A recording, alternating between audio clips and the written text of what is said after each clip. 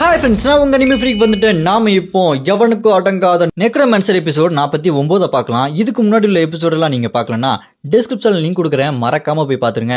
சரி வாங்க நம்ம இந்த எபிசோடுக்குள்ளே போகலாம். அதுக்கு முன்னாடி லைக் பண்ணாதவங்க மறக்காமல் லைக் பண்ணி சப்போர்ட் பண்ணுங்கள். உங்களோட ஒவ்வொரு லைக்கும் எனக்கு ரொம்பவே முக்கியம். சரி வாங்க நம்ம இந்த எபிசோடுக்குள்ளே போகலாம். இந்த எபிசோட் ஸ்டார்டிங்கில் நம்ம ஹீரோ அந்த பாம்போட வயிற்றுக்குள்ளே போய் ஹோலி லைட் டெக்னிக் மூலமாக வயிற்றை உடச்சிக்கிட்டு அப்படி வெளியே வந்து, டேய் நீ உன்னோட ஃபேமிலிக்கு எதிராகவே ரிவெஞ்ச் எடுக்கிறியா, நீ ரொம்ப பெரிய தப்பு பண்ணிட்ட, நான் உன்னை கொடூரமாக கொல்ல போறேன்டா அப்படின்னு நம்ம ஹீரோ அவனை பார்த்து மிரட்டிட்டு இருப்பாரு.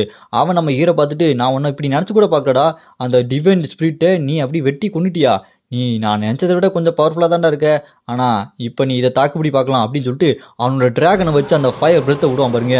அந்த ஃபயர் பிரெத் அப்படி நம்ம ஹீரோ பார்த்து வந்துட்டு இருக்கோம். அந்த அட்டாக்கு செம்ம பவர்ஃபுல்லாக இருக்கும். பின்னாடி இருக்க டேம் ஜின்வை எப்படியாச்சும் காப்பாற்றி ஆகணும். பத்தாதுக்கு அவங்க அக்கா வேற நிற்கிறாங்க. அவங்க ரெண்டு பேர்த்தையும் காப்பாற்றி ஆகணும்னு சொல்லிட்டு நம்ம ஹீரோ மேஜிக் சீரில் கிரியேட் பண்ணி அதை எப்படியோ தடுத்து நிப்பாட்டிடுவான். அப்படி தடுத்து நிப்பாட்டின உடனே அவன் நம்ம ஹீரோ பார்த்து, பரவாயில்லையே அப்படின்னா இதை நீ தடுத்துப்பாரு அப்படின்னு நம்ம ஹீரோவை கிராவிட்டியை யூஸ் பண்ணி அப்படியே கீழே அப்படியே அமுக்குவான். நம்ம ஹீரோவால் நகர முடியாது. என்னாச்சு, மறுபடியும் இதுக்கு முன்னாடி ஆன மாதிரி ஆகுது, என்னால் நகர முடியலையே அப்படின்னு யோசிச்சுக்கிட்டே இருக்கும்போது பட்டார்னு அந்த காங்கு நம்ம ஹீரோவை ஓங்கி ஒரு குத்து விடும் பாருங்க. அந்த காங்கு எவ்வளோ பெருசாக இருக்கு பாருங்க. நம்ம ஹீரோ அப்படி குட்டியோண்டு கொசு மாதிரி இருக்கான். ஓங்கி குத்துனதில் நம்ம ஹீரோ, ஐயோ இது மறுபடியும் வந்துருச்சா, மறுபடியும் அடி வாங்கிட்டேனே, எப்படியாச்சும் தப்பிச்சு இருக்கணும், இப்போ என்ன ஆக போதே தெரியலையே அப்படின்னு நம்ம ஹீரோ அந்த அட்டாக் வாங்கினதுல அப்படி பறந்து போய் அங்கே செவுத்துல மோதுவான் பாருங்க. மோதுனதில் நம்ம ஹீரோ வாயிலிருந்து அப்படி ரத்தம் கொப்பளிக்கும். நம்ம ஹீரோக்கு அந்த குத்து செம்ம டேமேஜ் ஆகி விட்டுச்சு. இந்த குரங்கு பைபிள் நம்ம நினச்சதை விட ரொம்பவே பவர்ஃபுல்லாக இருக்குங்க. நம்ம ஹீரோ குத்துனதுக்கு அப்புறம் அங்கே மேலே மோதி மறுபடியும் நம்ம ஹீரோ கீழே விழுந்துகிட்டு இருப்பான். அப்போ அந்த குரங்கு நம்ம ஹீரோ மறுபடியும் குத்துறதுக்காக வந்துட்டு இருக்கும் பாருங்க. நம்ம ஹீரோத்தை பார்த்துட்டு, இதை நான் எப்படியாச்சும் டாஜ் பண்ணி ஆகணும், இதுகிட்ட நான் அட்டாக் வாங்கவே கூடாது, டாஜ் பண்ணு அப்படின்னு பல்ல கடிச்சுக்கிட்டு அது குத்து வரும்போது அதை டாஜ் பண்ணி நம்ம ஹீரோ அதோட கை மேலே ஏறி போய் சும்மா மூஞ்சி மேலேயே ஒரு குத்து விடுவா இருப்பாருங்க. அது செம்ம பவர்ஃபுல்லாக இருக்கும். அதோடு விடாமல் மறுபடியும் இன்னொரு குத்துன்னு குத்திக்கிட்டே இருப்பார். அந்த பவர்ஃபுல்லான குத்துல அந்த மூஞ்சி பாதியாக தேஞ்சு போய் பாதி மூஞ்சி காணாமல் போயிடும். அந்தளவுக்கு செம பவர்ஃபுல்லான குத்தாக இருக்கும். அவ்வளோதான், இதோட கதை முடிஞ்சிச்சு அப்படின்னு சொல்லிட்டு பார்த்துட்டு இருக்கும்போது கையை முறுகிட்டு நம்ம ஹீரோ பட்டார்னு ஒரு குத்து விட்டுரும். அந்த அட்டாக்கை வாங்கிட்டு நம்ம ஹீரோ பறந்து போயிட்டு இருக்கும்போது மறுபடியும் குத்த வரும். அப்போ அதோட மூஞ்சை பார்த்தா பாதி மூஞ்சி காணாம போனது கொஞ்சம் கொஞ்சமாக அப்படி திரும்ப வந்துகிட்டு இருக்கு. மறுபடியும் நம்ம ஹீரோவை ஏர்லேயே ஒரு குத்து விடும் பாருங்க. நம்ம ஹீரோ அந்த குத்தை வாங்கினதுல நம்ம ஹீரோட மூஞ்சி ஃபுல்லாக ரத்தமாக வந்து நாக் அவுட் ஆக நிலைமைக்கு போயிட்டான். அப்படி செவுத்துல போய் மோதி அப்படி விழுவான் பாருங்க. அதை பார்த்து டேம் ஜென்வும் மைமரும் செம சாக்காயிருவாங்க. நம்ம ஹீரோ கீழே விழுந்ததுக்கு அப்புறம் டேம் ஜென்வு நம்ம ஹீரோ கிட்ட போய், என்னாச்சு, ஏதாச்சும் ஒரு பவர் யூஸ் பண்ண வேண்டியதானே அப்படின்னு அவ கவலையோட பேசிட்டு இருக்கும்போது நம்ம ஹீரோ அவ தலையில கையை வச்சுட்டு பாசமா கிட்ட ஏதோ பேச வர மாதிரி வருவான். பார்த்தா பொந்துன்னு கீழே விழுந்துருவாங்க. அவ்வளவுதான், நம்ம ஹீரோ செத்து போயிட்டான். சிஸ்டமும் பாப்பாக்கி சங்கு செத்துட்டாரு அப்படின்னு வரும். அதை பார்த்துட்டு டேம் ஜென்வால நம்பவே முடியாது. என்ன ஜோக்கு பண்றீங்களா, அவன் சாகல, அவன் எப்படி சாவான், அவன்கிட்ட தான் கடவுளோட பவர் இருக்குது, இது எப்படி சாத்தியம் அப்படி சொல்லிட்டு அவ கதறி அழுதுட்டு இருப்பா. அந்த ஜாக்ஸிஸ் அப்படி கெத்தா நடந்து வந்துட்டு, அவன் கேர்லெஸ்ஸாக சண்டை போட்டான், அவனுக்கு சண்டை போடவே தெரியல, என்னோட காங்கு முன்னாடி எவனுமே நிற்க முடியாது, அவனோட ஒரு பஞ்சு எந்த அளவுக்கு பவர்ஃபுல்லாக இருக்கும் தெரியுமா, அது தெரியாமல் அவன் சண்டை போட்டுட்டு இருந்தான். ஆனால் இதை பார்க்கறதுக்கு எனக்கு செம்ம என்டர்டெயின்மெண்ட்டாக இருந்துச்சு தெரியுமா. அடுத்தது உங்களையும் கொன்று என்னோட சோல்ஜரை ஆக்க போகிறேன் அப்படின்னு சொல்லிட்டு அவனோட டிராகன் மூலமாக அட்டாக் பண்ண வைப்பான். அந்த டிராகன் வாயை பொழுந்து அதோட பிரெத்தை விடும் பாருங்க. அந்த அட்டாக்கு சும்மா பயங்கரமாக வந்துட்டு இருக்கும். அதை பார்த்துட்டு டேம் ஜென்வோ, இது இன்னும் முடியலடா அப்படின்னு கோவமாக பார்த்துட்டு இருப்பா. அப்படியே அங்கே கட் பண்ணா இந்த பக்கம் நம்ம ஹீரோ டார்க்காக ஒரு இடத்துல நடந்துட்டு இருப்பான். என்னது இந்த இடம் டார்க்காக இருக்குது, போக போய்கிட்டே இருக்கே அப்படின்னு பார்த்துக்கிட்டு இருக்கும்போது நம்ம ஹீரோட பின்னாடி அவனோட பழைய வருஷன் வந்து நிற்கும்.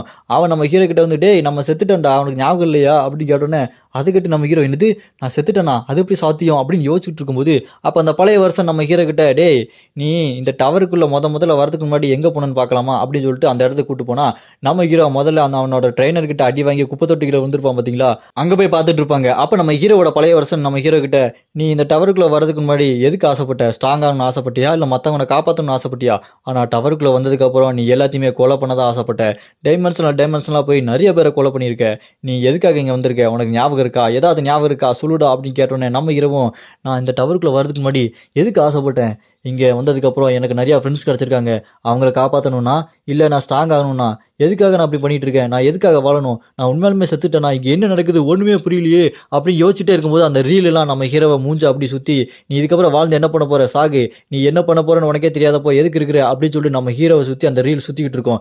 நம்ம ஹீரோ அது கடுப்பாகி அந்த ரீலெல்லாம் பிச்சு போட்டு, இல்லை நான் ஸ்ட்ராங் ஆகணும், நான் எதுக்கு ஸ்ட்ராங் ஆகணும்னா என்னை சுற்றி இருக்கிற ஃப்ரெண்ட்ஸை நான் காப்பாற்றி ஆகணும், வீக்காக இருக்கிறவங்கள ரொம்ப மட்டம் தட்டிகிட்டே இருப்பாங்க, அவங்கள மட்டத்தட்ட விடாமல் நான் அவங்கள அவங்கள எல்லாத்தையுமே காப்பாற்றி ஆகணும், அவங்களுக்கு ஒரு நல்ல வாழ்க்கையை கொடுத்தாகணும், அது மட்டும் இல்லாமல் என் ஃப்ரெண்ட்ஸை நான் பாதுகாத்தே ஆகணும் அப்படின்னு சொல்லிட்டு நம்ம ஹீரோ கெத்தா நிற்பான். அவனை பார்த்துட்டு அந்த பழைய வெர்ஷன் ஹீரோ, அப்படியா சரி, நீ இப்போ செத்துட்ட, உனக்கு 2 ஆப்ஷன் தரேன், நீ திரும்ப போறியா இல்ல அப்படியே செத்து போறியா அப்படின்னு கேட்டோன்னே நம்ம ஹீரோ அந்த தரையெல்லாம் உடைச்சிட்டு, நான் திரும்ப போறேன்டா, அதுவும் உயிரோட திரும்ப போறேன்டா அப்படின்னு நம்ம ஹீரோ வெறித்தனமா சொல்லிட்டு இருக்கதை பார்த்துட்டு நம்ம ஹீரோட பழைய வெர்ஷன், நீ கரெக்டான முடிவு தான் எடுத்திருக்க அப்படின்னு சிரிச்சிட்டு இருப்பான். அப்ப நம்ம ஹீரோக்கு ஒரு டைட்டில் கிடைக்கும், காட் ஆஃப் டெத்.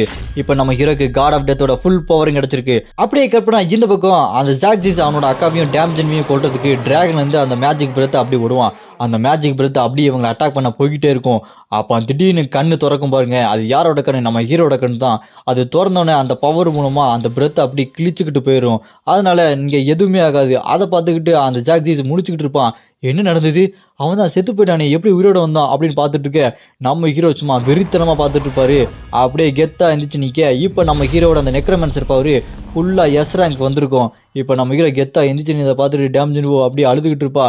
நம்ம ஹீரோ அவ தலையில கை வச்சுட்டு, நான் வந்துட்டேன், திரும்ப வந்துட்டேன், இனிமே நான் பாத்துக்கிறேன், என் கையில நீ செத்தடா அப்படின்ற மாதிரி நம்ம ஹீரோ கெத்தா போவார் பாருங்க. மறுபடியும் பிளாக் கலர் இக்ரிஸ் ட்ரெஸ்ஸை போட்டுக்கிட்டு அட்டாக் பண்றதுக்கு வேகமா போய்கிட்டு இருப்பாரு.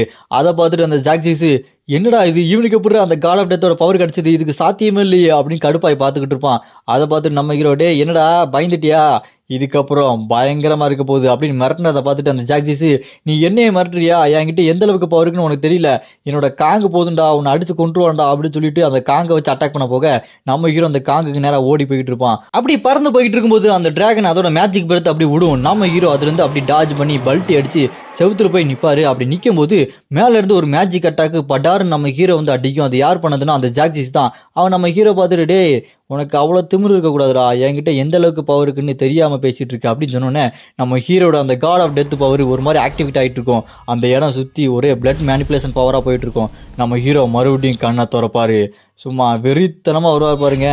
அப்படியே வந்து அங்கே இருக்க 2 அந்த டிராகனையும் அந்த காங்கையும் அந்த பிளட் மேனிப்புலேஷன் பவர் மூலமாக கட்டி போட்டு ரெண்டுத்தையுமே ஏதோ பாலை சுருட்டுற மாதிரி அப்படி சுருட்டி அப்படி நசுக்கியே கொண்டுருவார். அதை பார்த்துட்டு அந்த ஜாக்ஜிஸ், இது எப்படி சாத்தியம், இவ்வளோ பெரிய 2 மான்ஸ்டரை அவனோட பிளட் மேனிப்புலேஷன் பவர் யூஸ் பண்ணி நசுக்கியே கொள்ட்டானா, இங்கே என்ன நடக்குது எனக்கு ஒன்றுமே புரியலையடா அப்படின்னு சொல்லிட்டு பார்த்துட்டு இருக்கும்போது நம்ம ஹீரோ, டே என்னடா ஒன்றுமே புரியலையா, உனக்குலாம் ஒன்றுமே புரியாதுடா, ஏன்னா நீ ரிவெஞ்ச் எடுக்கணும்னு முட்டாள் மாதிரி பண்ணிட்டு இருக்கியே அப்படின்னு சொன்னோன்னே அதை கேட்டு அவன் கடுப்பாயி, டேய் நீ உன்னை விட மாட்டேன்டா, இருடா நான் என்ன பண்ணுறேன்னு பாருடா அப்படின்னு சொல்லிட்டு யோசிச்சுட்டு இருக்கும்போது நம்ம ஹீரோ அவனை ஓங்கி ஒரு அட்டாக் விடுவார் பாருங்க. அந்த அட்டாக்ல சும்மா பறந்து போயிட்டு விழுவான். விழுந்துட்டு, இல்லை இதுக்கு வாய்ப்பு இல்லை, நான் என்ன பண்ண போறேன், நான் சாக போறேன்னா, நான் சாக மாட்டேன்டா, என்னோட மொத்த பவரையும் நான் யூஸ் பண்ண போறேன்டா, என்ன தைரியம் இருந்தா என்னோட மான்ஸ்டர்ஸை நீ கொண்டிருப்ப, உன்னை விட மாட்டேன்டா அப்படின்னு சொல்லிட்டு அவன் அந்த நரகத்தோட வாயில் கதவுன்னு ஒன்று இருக்கும், அதை யூஸ் பண்ணி அந்த நரகத்தோட கதவை திறந்து விட்டுருவான். அதுல இருந்து பயங்கரமான பவர் அப்படி வெளியே வந்து கை மாதிரி வந்து நம்ம ஹீரோவை பிடிக்கிறதுக்காக அப்படி கிட்ட வந்துட்டு இருக்கோம். நம்ம ஹீரோ உடனே என்ன பண்ணுவான், அதை சும்மா நொறுக்கி விட்டுருவான், அந்த கதவையே நொறுக்கி விட்டுருவான். அது சும்மா சல்லியா போயிடும். அதை பார்த்துட்டு அவன், என்னடா இங்கே நடக்குது, நரகத்தோட வாயில் கதவையே எப்படி நீ உடைச்ச, உங்ககிட்ட எப்படி அந்த அளவுக்கு பவர் இருக்குது அப்படின்னு கேட்டோன்னே நம்ம ஹீரோட லுக்கை இப்போ பார்த்தா சும்மா வெறித்தனமா இருப்பாருங்க நம்ம ஹீரோ. அப்போ அவனை பார்த்துட்டு, டே என்னோட சக்தி கடவுளோட சக்தி, அது மக்களோட நம்பிக்கையால் உருவானது, உன்னால் ஒன்றுமே பண்ண முடியாதுடா, உன்னை பார்த்தா பாவமாக இருக்குது, இப்போ நீ என் கையாலேயே சாக போகிற அப்படின்னு நம்ம ஹீரோ கையை முறுக்கிட்டு சும்மா நச்சுக்குன்னு மூஞ்சிலேயே ஒரு குத்துல அந்த இடமே அப்படி பூகமான மாதிரி வெடிச்சு சதறிட்டு இருக்கும். அந்த அடி வாங்கினதுல அவன் அப்படி கீழே குப்புற விழுந்து மண்ணை கவிட்டு இருப்பான். அப்புறமா அவன் கொஞ்சம் கொஞ்சமாக எந்திரிச்சு, இல்லை நான் சாகக்கூடாது, நான் இப்படி சாகக்கூடாது, இப்போ நான் என்ன பண்ணுறது, எனக்கு என்ன பண்ணுறது ஒன்றுமே புரியலையே அப்படின்னு அவன் யோசிச்சுக்கிட்டே இருக்கும்போது அப்போ அவனோட அக்கா கையில் நம்ம ஹீரோட டீமன் சோடா வச்சுக்கிட்டு நடந்து வந்துட்டு இருப்பாங்க சம்மந்தமே இல்லாமல். அவனோட அக்காவை பார்த்தோன்னே அந்த ஜாக்ஜிஸ், அக்கா வந்துட்டியாக்கா, என்னை காப்பாத்துக்கா, உன் கூட ஒருத்த வந்திருக்கானே, நீ கூட்டு வந்திருக்கியே, அவனை எப்படியாச்சும் சொல்லி என்னை கொல்ல வேண்டாம் சொல்லுக்கா, அவன் என்னை கொண்டுற போறான்க்கா, நான் எல்லாத்தையுமே யோசிச்சு பார்த்துட்டேன், நான் பெரிய தப்பு பண்ணிட்டேன், நான் திருந்திட்டேக்கா, என்னை மன்னிச்சிருக்கா அப்படின்னு சொல்லிட்டு அவனோட அக்கா கிட்ட கெஞ்சிட்டு இருப்பான். அப்போ அவனோட அக்கா அப்படி உட்காந்து, டே தம்பி அந்த மீட்டிங்ல என்ன நடந்தது தெரியுமா, அப்படியே கட் பண்ணா அந்த பிளாஷ்பேக்கு மறுபடியும் போறாங்க. அங்க மீட்டிங்ல ஜாக்சிஸ் எல்லாருமே குறை சொல்றாங்க, அவன் தான் இந்த எல்லா தப்புக்கு காரணம், அவன் மேலதான் பழி போடணும் அப்படி சொல்லிட்டு இருப்பாங்க. அதுக்கு அவங்க அக்காவும் ஒத்துட்டு இருப்பாங்க. அதை கேட்டுட்டு அங்க வெளியே நின்று ஒட்டு கேட்டு ஓடி போயிருப்பான் அந்த ஜாக்சிஸ். அவன் ஓடி போனதுக்கு அப்புறம் அங்க என்ன நடக்குதுன்னா, அங்க அவனோட அக்கா மெய்மரு என் தம்பி மேல மட்டும் குறை சொல்றீங்க, நீங்க என்ன பண்ணீங்க? சும்மா தானே இருந்தீங்க. அவனாச்சும் கஷ்டப்பட்டு மக்களுக்கு உதவுனா, நீங்க ஒண்ணுமே பண்ணாம சும்மா இருந்திருக்கீங்க. அவன் மேல தப்புனா ஒண்ணும் செய்யாத நீங்களும் தப்பு தானே, அப்படின்னா உங்க மேலதான் எல்லா குறையும் போடணும் அப்படின்னு அவங்க அக்கா தம்பிக்கு சப்போர்ட் பண்ணிருப்பாங்க. அதை கேட்காம அரைகுறையா கேட்டு அங்கிருந்து ஓடி போயிருப்பான். அது எல்லாத்தையுமே இங்க அந்த ஜாக்சிஸ் கிட்ட சொல்லி முடிப்பாங்க அந்த அக்கா. சொல்லி முடிச்சோடனே அதை கேட்டுட்டு, அக்கா நான் பெரிய தப்பு பண்ணிட்டேன்க்கா, நான் அரைகுறையா கேட்டு அங்கிருந்து ஓடி போயிட்டேன், என்ன மன்னிச்சிருக்கா, என்ன எப்படியாச்சும் காப்பாத்துக்கா அப்படின்னு சொன்னோன்னே அது கேட்ட அவங்க அக்கா, தம்பி வேண்டாப்பா, எல்லாமே கையை மீறி போயிடுச்சு, நீ முதல்லயே பொறுமையா இருந்திருக்கணும், இப்போ எல்லாமே கெட்டு போச்சு, நீ சாகர தவிர வேற வழி இல்லை அப்படின்னு ஸ்வாட் எடுத்து அவன் தம்பியை அவளே கொன்றுவா. அப்படியே உள்ள இறக்குவா பாருங்க, நெஞ்சில குத்தி அப்படியே முதுகு வழியா வெளியே வந்துடும். அவ்வளோதான், அவள் செத்து போயிடுவா. அதை பார்த்துட்டு அவளும் கதறி கதறி அழுதுட்டு இருப்பா. நீ போயிட்டு வாப்பா, நம்ம அடுத்த ஜென்மத்துல அக்கா தம்பியா பிறக்கலாம் அப்படின்னு சொல்லிட்டு கதறி கதறி அழுதுட்டு இருப்பா. அப்புறம் அவன் செத்து போன தம்பியை கட்டி பிடிச்சி கதறி கதறி அழுதுகிட்டு இருப்பா. அதை பார்த்து நம்ம ஹீரோவோ, என்னடா இவ வேற என்ன அள வைக்கிறாளே அப்படின்னு ஃபீல் பண்ணிட்டு இருக்கும்போது, அப்ப டேம்ஜனு நம்ம ஹீரோ பார்த்து சரி இங்க இருந்து போலாமா அப்படின்னு கேட்கும்போது, நம்ம ஹீரோ அங்க இருக்க அந்த ஸ்பிரிட் எல்லாத்தையுமே உள்ள எடுத்துக்குவாரு. அப்படி எடுத்துட்டு இருக்கும்போது நம்ம ஹீரோக்கு அந்த நெக்ரோமன்சி பவரும் எக்ஸ்ட்ரா ஆயிருக்கும். அது மட்டும் இல்லாம இவனை கொண்டு இவன் ஸ்பிரிட் எடுத்தனால அவனோட நெக்ரோமன்சி பவரும் நம்ம ஹீரோக்கு கிடைச்சிருக்கும். இதனால என்ன ஆகுது, நம்ம ஹீரோட டிவைன் பவர் எல்லாம் ஓவர் ஹை ஆகி இப்ப நம்ம ஹீரோ ஒரு கடவுளாவே மாறிடுறான். இப்ப நம்ம ஹீரோ அபிஷியலா ஒரு கடவுள், த காட் ஆஃப் லிமிட்லெஸ், எல்லையற்ற சக்தி உள்ள கடவுள் அப்படின்னு இந்த டவரே நம்ம ஹீரோவையே புது காடா உருவாக்கிருது. அந்த மத்த கடவுளான god of verification, demon card, dragon card இவங்க எல்லாம் பார்த்து சிரிச்சிட்டு இருப்பாங்க. இப்ப நம்ம ஹீரோ மனுஷனா இருந்து கடவுளாவே மாறிட்டாங்க. அப்படியே கட் பண்ணா இந்த பக்கம் ஊருக்குள்ள வந்துடுறாங்க மறுபடியும் அந்த கிளானஸ் அந்த மெய்மர். அங்க இருக்க மக்கள்கிட்ட இருந்து, நாங்களாம் இங்க இருந்து கிளம்புறோம், நீங்க ரொம்ப பத்திரமா வாழுங்க, இங்க சங் அவரு உங்களுக்கு புது வாழ்க்கையை உருவாக்கி தந்திருக்காரு, இங்க வறண்டு போன எல்லாத்தையுமே திரும்ப உயிர் பெற்று உங்களுக்கு வளமான வாழ்க்கையை கொடுத்திருக்காரு, இதுக்கு மேல நாங்க இங்க இருந்தா உங்களுக்கு பிரச்சனை வந்துகிட்டே இருக்கும், எங்க கிளான் மொத்தமா இங்க இருந்து போக போகுது அப்படின்னு கிளம்பும் போது நம்ம ஹீரோ பார்த்து மெய்மர், நாங்க உங்களுக்கு நன்றி கடன் பட்டிருக்கோம், நீங்க எங்க மக்களுக்கு புது வாழ்க்கையை கொடுத்துருக்கீங்க, உங்களை மறுபடியும் பார்க்கணும்னு நினைக்கிற சங் அப்படின்னு நம்ம ஹீரோ பார்த்து சிரிச்சிட்டு இருப்பா. அப்படியே கட் பண்ணா ஒரு பயங்கரமான இடம், அங்க பெரிய பெரிய கோட்டையா இருக்குது, அங்க சூரியன் சிவப்பு கல்லுல இருக்குது, அங்க 2 பேர் சண்டை போட்டு இருக்காங்க.